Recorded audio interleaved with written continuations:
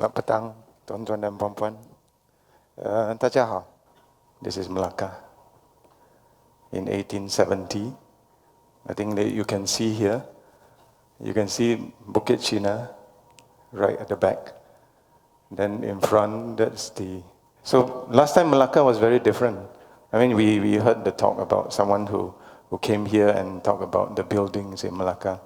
So this is one view of Malacca I think that not many of us have seen. And why Malacca is such an old... So my presentation today, I'm going to bring you about this very old city, but it's also through me and through channeling, since we are still in the 7th month. I'm going to channel my ancestors and call some of the spirits to come and accompany you in this journey, right? So here you can see this is pardon me for the... So there's a book by Fortune Tiziano Terzani. If you're interested, you can look at the book. And it says that Malacca is a city full of ghosts with tales to tell.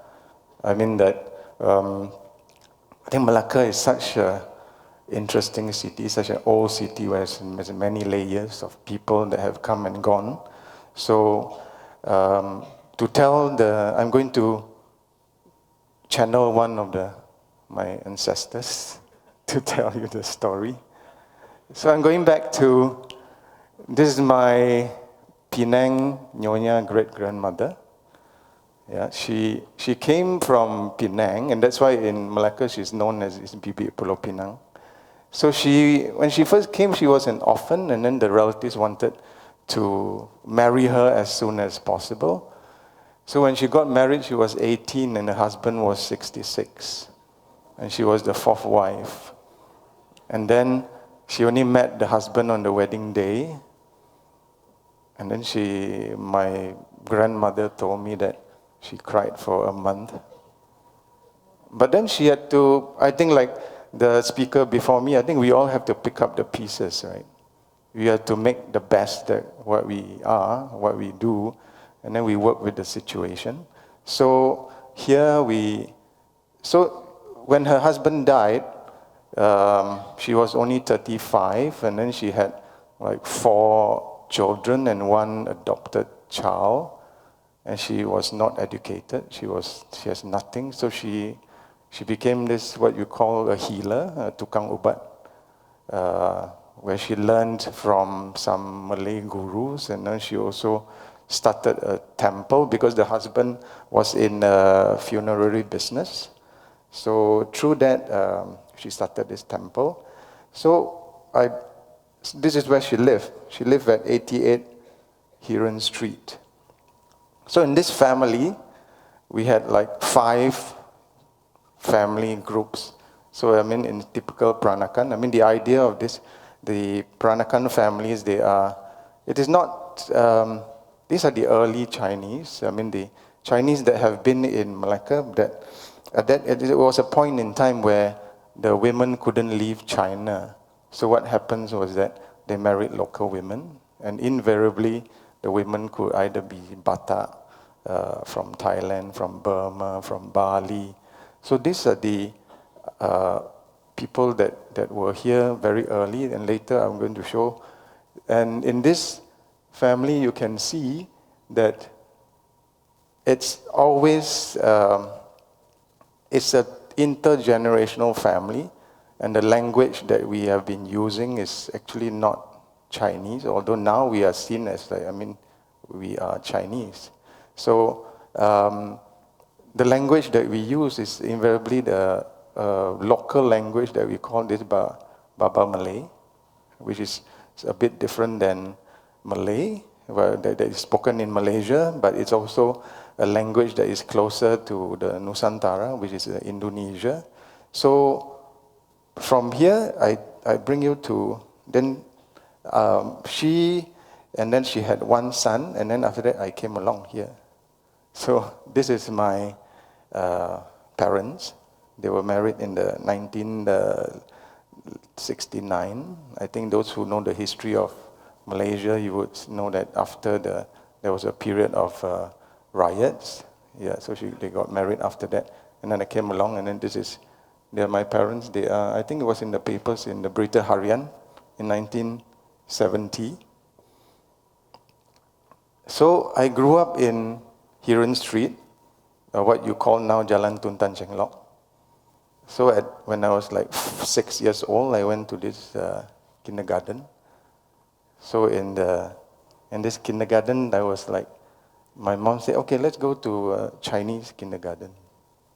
So it was a time where I was quite shocked, because it's like, hey, you look the same like me, but I don't understand the word that you speak. You know, it was really, and then, so it was like, hey, how come, I mean, at 5 years old, I mean, you encounter, then they said, then later on, we got to know that, oh, that we are seen as, these are the Chinese who are not Chinese. So I mean, what does it mean to be Chinese who are not Chinese? Or what does it mean to be a Malay who is not Malay? What does it mean to be an Indian who is not Indian? I mean, like, we live in this, because at home we speak the Malay. So I mean, essentially, I would think that my mother tongue is this Baba Malay. And then with my parents, I mean, I speak a mix of this Baba Malay and English. So I want to go back to another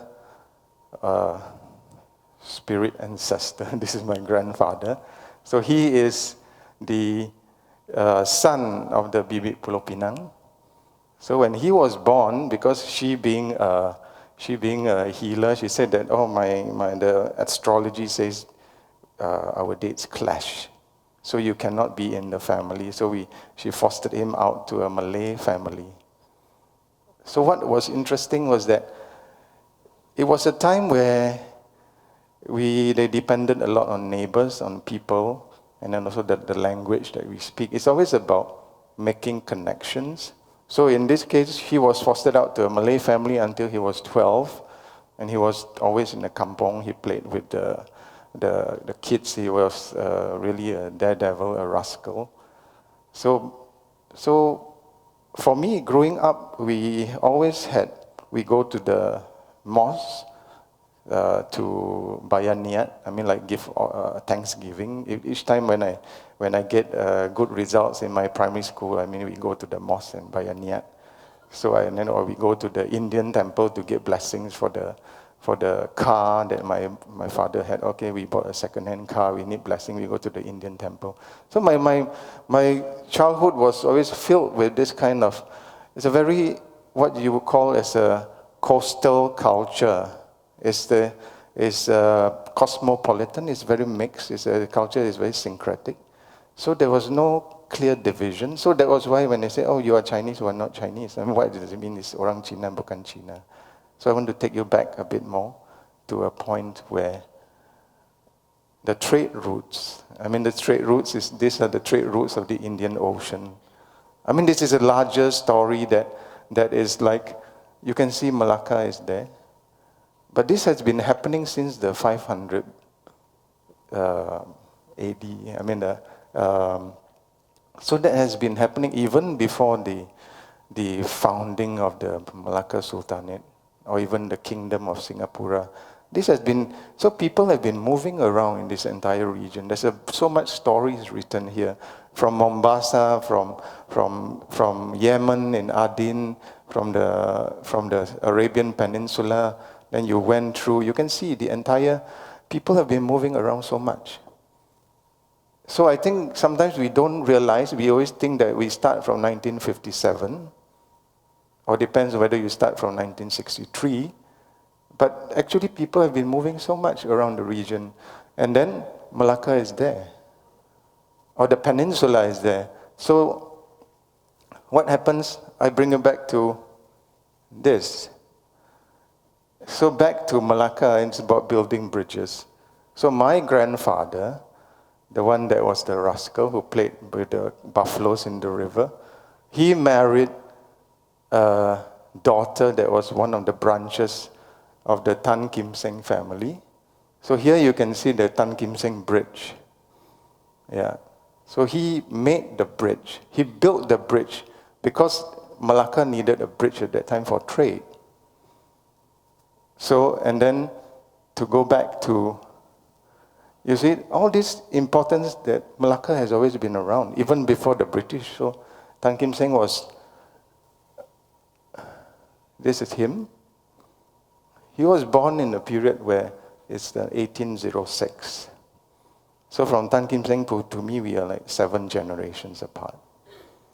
So from Malacca, when the British came, he moved, he had 4 sons. 3 of the sons were in Singapore, and then one of the son was in Malacca. So my maternal grandmother was from the Malacca son. So in the Singapore son, they were more active in Singapore. But actually, what were they doing? I mean, why is this whole talk about? I mean, what I wanted to show is that this is where the entire history of the region that we don't see, or we don't really want to know, whether we don't want to understand, is that Singapore and Malaysia, or the peninsula, is actually very much related. So when the British came, the British was working with the sultans, as a protectorate. There was the Federated Malay States. So with the sultans, the British worked with the sultans as a way to collaborate, to build, to develop the peninsula. And then what happens? They engage the Chinese traders. So in this, a lot of these things happened in this, what you call this new market, or Ellenborough market in Singapore. So in this market, you have people from Bugis, from the Riau Islands, from Sumatra, from Java. They all congregate there, and they sell the produce to the Chinese traders. So like one of the traders would be my ancestor, like Tan Kim Seng. So they would take all this produce from the locals, but the thing is that how do we communicate with the locals?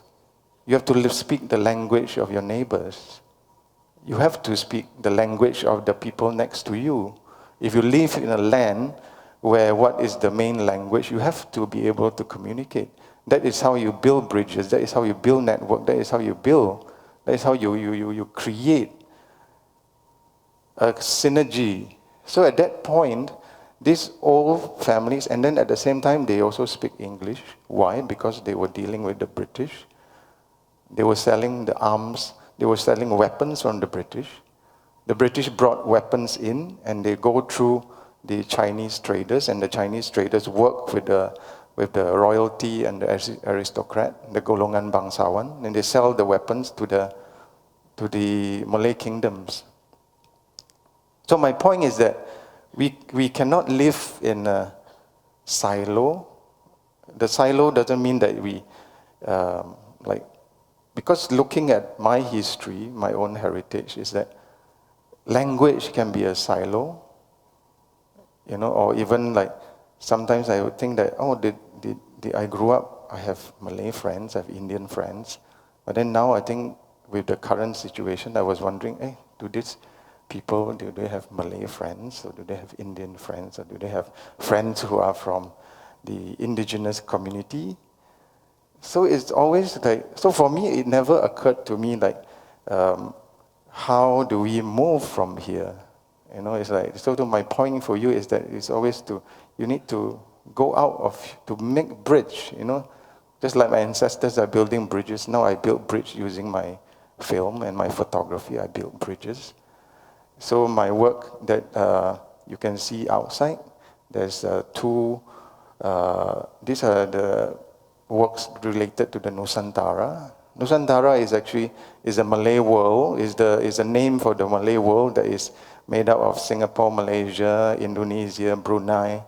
But if you go back to the map earlier, the Nusantara is actually, but the coming of the British has split the Nusantara.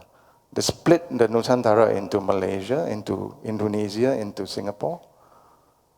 So last time but even before the coming of the British, we were already moving around. We move around and then we get married with whoever we like. And the Chinese traders tend to have families in every port cities because that you don't have the banking system then. So by having families to take care of your wealth, to take care of your business interests, that is how they keep the things together. So this is another work of mine, and I'm going to show you a short trailer. The work is outside. After this, if you want to watch, you can watch. Biasanya tahun genap ceritanya romantis, tahun ganjil ceritanya sinis. Tapi untuk tahun ini saya buat pengecualian untuk CV.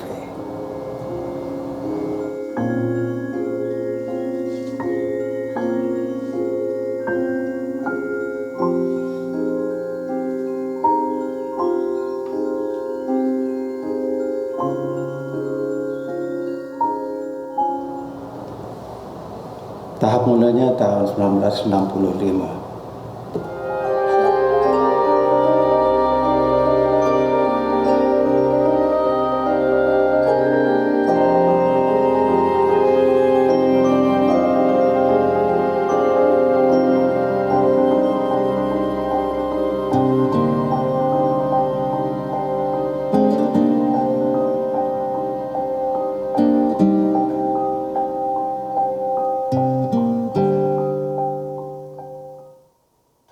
And then I want to just come back to my practice as an artist in a way that as an artist we are also like mediums, because we are channeling from something from the past, from something from the subconscious. But also for me, I look at history and also our own heritage. I think in Malaysia, the idea of what is Chinese is very much colored by how we were taught in school. But if you go and ask your own family, you will realize that under this category of the Chinese or the Malay is very different. You have the Cantonese, the Teochew, the Hakka, the Hokkien, the Hainanese. And so is the Malays. The Malays, you have people from Banja, from Sumatra, from Bugis, from Riau, from Java. So it's actually, how do we make a change to be better? Is sometimes we need to make bridges, little bridges. It doesn't mean that sometimes to build a bridge like Tan Kim Seng is a bit impossible. But you can make bridges with the people next to you. You can make bridges with the people across your street. So that's the whole point. I mean, by making bridges, then you will develop different things, and it's also so for me, it's like, it's always important that in Malaysia, that is how we make things, move things. Yeah. So I wanted to leave you with this idea that you can just make a difference with the people immediately around you, and later at the break time, you can watch some of the films. Thank you very much for sharing. Thank you.